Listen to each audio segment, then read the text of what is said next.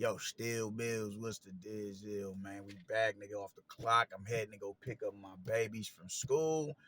And I'm going home, man. I'm gonna kick my feet up before I gotta go take my son to basketball practice, man. But peep game, let's get into this shit, man. I wanna talk about I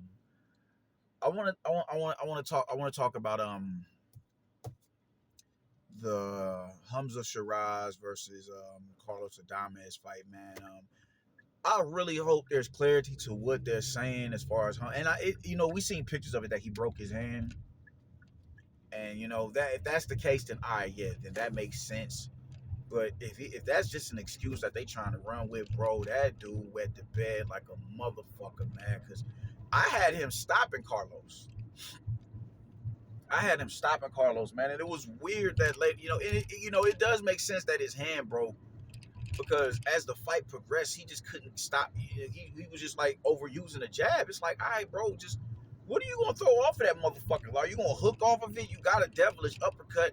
Or are you gonna start because Adamas was coming in low, getting his head off the line. So we like you have ample opportunity to simply launch that uppercut. It's just simply about timing timing his head movement, timing and tracking where his head was gonna be at, so you can launch it and get rid of him. So it would make sense that his hand was broke, but if we being real, there, even with that, he shouldn't have got that win because Carlos Adames after a while was just, Deboing that nigga all around the ring, and it wasn't like he was doing significant damage. He was just outworking him. He was outpointing him. For the most part, he was outworking him because he just wouldn't let his hands go. He wouldn't let his hands go, and he was just getting outworked and out hustled and out muscled. What's up with this nigga, man? Like these motherfuckers be doing the most. Oh, that's a chick. She drive like she from LA or some shit like that, New York. They drive like they ain't got no goddamn sense in New York City. But yeah, it was just real. I'm like, why is you doing that? What are you doing? Carlos Adames, he's popping him with the jab. He's countering him because it's only one shot that he has to worry about countering. That was just the jab. Like, what's going on with you, my man? What's up? So that all the was just, it really wasn't even much of a it's not really much of a breakdown that we needed to give as far as what Carlos Adames was doing. He just had his way with him, and Hamza's his hand is broke. He should have lost that fight though. He definitely should have lost that fight. That draw was some bullshit. And I don't think Carlos Adames wants to go through with that shit, man. I think when he realized that this dude ain't really bringing over the backhand, I'm going to just step on the gas and get rid of this dude right now so I ain't got to deal with him later on down the line. He deserved that win. Because I can't think of how do you give Hamza 6 rounds in that fight? You don't.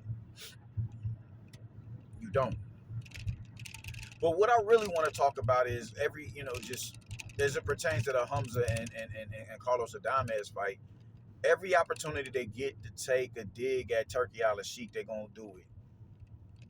And in this particular case, it's him coming to the side of the, because, Hamza had home cooking going into that fight. We know who the house fighter was. We know who the favorite fighter was, who they wanted to win the fight. It was Hamza. And they didn't deny that. They didn't hide it or nothing like that. He let it be known, hey, you down 2 rounds. And people are taking issue with that, and they're using that to scream corruption. Oh, this is corrupt. I'm sitting here like, man, y'all are a trip. Because it's clear it's clear situations where Floyd did it with Tank, and then Bomac did it with Bud. And I don't see anything wrong with it. You did well, even just with Bomac doing it with Bud, he was at least in his corner or whatever. But it's still like, okay, how'd you see the scorecards? How did you see the cards? Tell me the difference. And with you being down, what that's also telling me is it's not, you're not getting shown favoritism. The judges are still here doing their job. There's no corruption involved. Even though I disagree with the fact that he won the fight, but if you're down 2 rounds, I'm like, shit. They're telling you that. I mean, if anything, that's a lot of fire up under your ass to let you know, man, it's time to go clock in, bro, because You can't win this fight fighting the way that you fighting. You can't win this fight fighting like that, man. So what are you gonna do? What adjustments are you gonna make so you can get, pull ahead in this fight?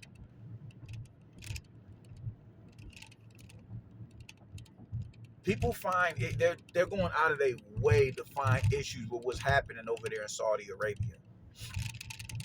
Anytime an international player comes into the fold, anytime an international player comes over here into the fold, Americans, I keep saying the Americans like I'm not American. Americans take issue with it. They get confrontational, they get standoffish, they get defensive when it ain't necessary. It's not necessary. It's not necessary for you to be like that.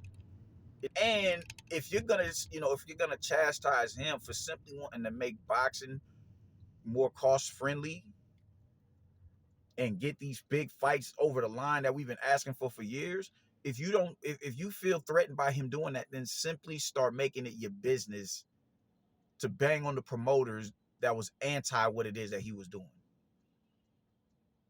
There's no reason, bro. We was this close to getting Wilder versus Joshua. All Wilder had to do was win the fight, and we could still get that fight. We could still get that fight. I think somebody from Wilder's team was talking about them actually still being in the running to make that shit happen. We can still get that fight. But why does it take somebody coming across the pond to make sure that we get that fight?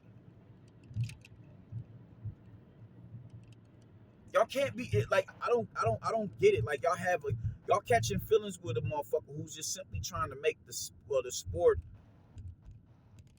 conducive to your lifestyle, conducive to your financial status. If we ain't all millionaires, man. We ain't got hundreds of thousands of dollars sitting in the bank like that. We ain't got five digits sitting in the bank like that for a rainy day. I got 10 bands on deck right now. When we got to go on vacation, we got to spend a whole 3, 4, 5 months saving to go out, to go on a weeks long vacation. We're not financially stable like that. And when you have somebody who recognizes that, who's in a prosperous position as far as overseeing finances and booming the entertainment over there, and that's on that side of the world, he recognizes that, all right, man, so let's make this, everybody is not going to be in our tax bracket, so let's make this more cost effective to those who live a regular modest life. And instead of y'all giving the dude thanks for that shit, y'all find every reason to denigrate what the dude is doing. Man, Turkey Al-Sheikh is, he's definitely made decisions that I take issue with. Like, I made a video about it. Canelo fighting the winner of Conor Benn and Chris Eubank Jr. There's no reason why he needs to be fighting somebody like that. However, why are you even entertaining that shit? Why are you entertaining tanking in a way? Those are fights that are just, they're novelty fights. They're not fights that need to be had. That right there is something that you can be mad about. But two things can be true at once. He could be doing great for the sport and still be on bullshit. And that's what this is a clear cut case of that. Doing great shit for the sport, but you still on bullshit. Come on, my nigga. Come on. Yeah, and there's nothing wrong with you for calling it out. But I'm arguing with people who are like, oh, well, what happens when he runs out of money? I'm like, you do realize this is oil money we talking about, right? Oil is not going nowhere. You talking about what happens when one person is, he has the monopoly over the sport. Y'all had nothing to say when I was trying to be that guy. When I was trying to monopolize the sport over here, y'all didn't take issue with that. Y'all didn't take issue with that because y'all wanted Al to be the Pope of boxing. Y'all wanted him to be the ambassador of the sport. Y'all wanted him to be the HNIC. And look at where we're at. Look at where his, where his product is at in the now. Eddie Hearn was a threat. Now that Eddie Hearn done linked up with the Saudis and brought the bag, official bag to the sport, y'all are, it's not even. Now y'all are like y'all and y'all feelings that Eddie Hearn ain't. It was cool when it was just Eddie, but now why this motherfucker got to come? Because at least Eddie was still trying, and y'all estimation was trying to corner the market over here. So at least y'all would be getting fights over here. Y'all have it in your minds that they are going to take all of the fighters from over here, uproot them, and go over there, which he's going to do that, yeah, because he's still trying to build shit in his homeland. But that doesn't mean fights over here ain't going to be going down. because this is still a valuable market. You dig? It honestly is, man. If we don't produce the fighters that we once did, we don't. But by the time Abdullah Mason and well, Keyshawn Davis is already a champion. But the Tigers, the Tiger Johnson, the other Davis boys, or the Davis brothers, what's my man name, Shushu Carrington. By the time all these dudes start coming into prominence, you're gonna see a resurgence in the American boxing scene. You're gonna start seeing that because our demeanor, just everything about us is resilient to the people abroad, man. It's resilient to the people abroad. Charles Conwell, Virgil Ortiz, you dig? It's Diego Pacheco. It's still great talent over here. It's still great talent. So they're still gonna want to do business over here in this part of the world. What the fuck is wrong with y'all?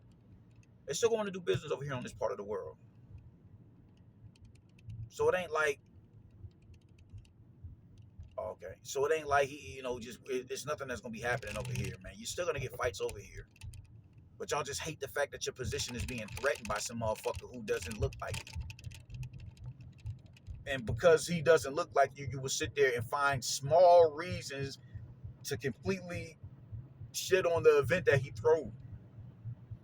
You got a $250 card for $25. That card was worth $200 plus. You got it for $50. Multiple championship bouts. You got an undisputed match on there. You were supposed to get another, a heavyweight championship bout. You got Shakur Stevenson and Padley. That was a championship bout. Like, what more do you want? Y'all instead of being thankful for the shit, you want to get mad because Turkey Al Sheik is telling Hamza you're down 2 rounds. And you can't find any other like, how is it corrupt? Tell me how that shit is corrupt. You can't find no other reason but he shouldn't be telling. Why are you looking at the judges' scorecards? Why are you looking at the judges' scorecards? Like, all right, well, tell me what's wrong with him looking at the judges' scorecards. And don't come with no cockamamie bullshit. And that's what a lot of this shit is cockamamie, is a motherfucker. Him telling Hamza Shiraz, bro, you down 2 rounds, that's not an indication of corruption. That's him telling a motherfucker, bro, you better get up, you better get up off your ass and do what it is you need to do. Because you're losing in a fight that you should be winning, that you're the heavy favorite in. That you're the house fighter. People got their support and their money behind you and you fucking it up.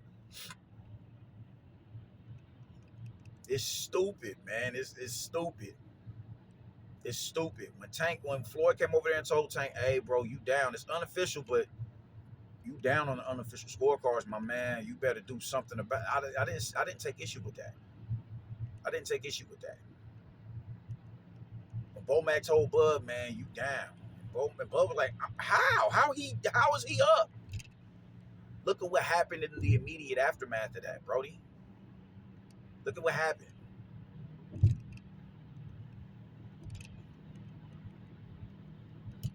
You dudes is a trip, man. That's all. That's the only thing that I can surmise off of this, man. It's always something. There's always some nitpicky bullshit with y'all. Always some nitpicky bullshit with y'all, man. Just like, goddamn, you dudes is it's annoying, man. Like, I can't stand you dudes, man. I can't stand you motherfuckers, bro. I can't stand y'all. Y'all get on my nerves. Y'all honestly do. Y'all get on my everlasting nerves. Y'all get on my everlasting nerves.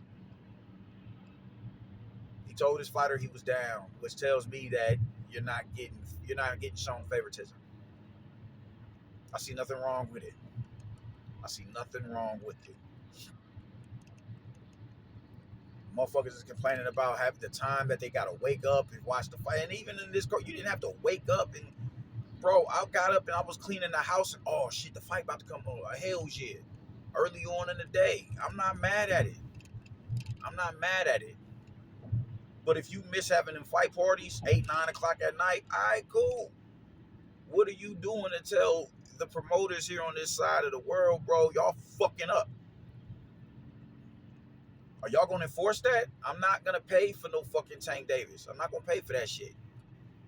So you can't continue to charge me no bullshit. And if I'll pay for him if he fight Shakur, if he fight Devin, he fight Keyshawn. All right, cool. Yeah, we can put that. We can. All right, cool. I'll throw a penny at that. A pretty penny at that. Are y'all gonna start holding the promoters over here accountable for their actions? Because a lot of this shit goes it goes unnoticed. They don't say nothing about it. And so until you start to do that,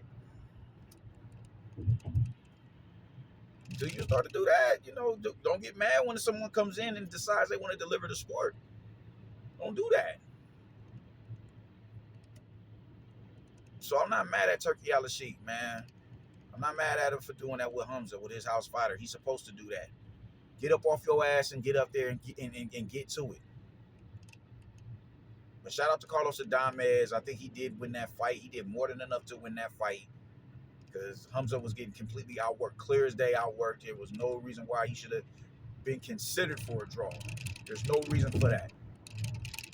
Carlos Adames went in there and did what he did what he was supposed to do, and he got the job done. Or he should have got the job done.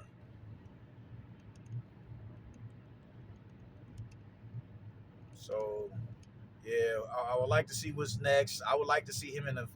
We need shit. Get him and Johnny Beck underway, please. We don't need this. I don't want to see Hamza again. Not right now, bro. You just wait your turn, my man. You wait your turn. Let's get Johnny Beck in the ring. You already got Carlos Adames over there. Let's get Johnny Beck in the ring so we can get a unification bout. That's one more belt away from crowning somebody undisputed. Let's do that, please. That's all I got to say about it, bro. Doses.